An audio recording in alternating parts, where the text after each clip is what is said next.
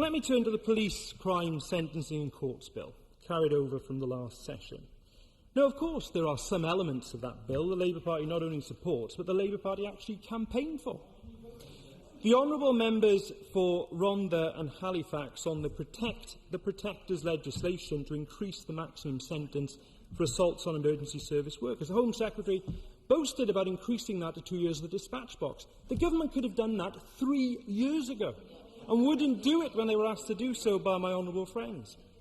Indeed, we believe the government should actually now look at protecting the pandemic heroes and extend protections to shop workers as well as other vital frontline workers and social care staff. One moment. We are also glad to see long overdue work on the Police Covenant, and I put on record my praise for the work of John Apter and the Police Federation, campaigning hard to deliver this much-needed change.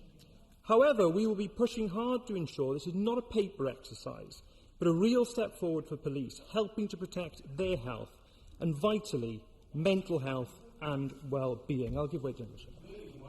Gentleman was asleep during the local elections when we won 10 more police and crime commissioners, showing that the general public view us as tough on crime.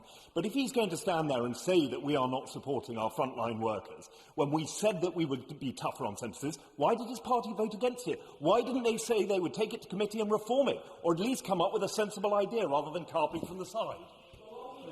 First point, just like I will listen to voters in parts of England, I hope he will listen to the voters in Wales, where we won 3 of the 4 police and crime commissioners, and actually a Labour government in Wales achieved the best result in elections since the advent of devolution, showing that Labour in power actually works. And he scoffs at the voters of Wales. I think he should seriously look at the message that they are sending to him.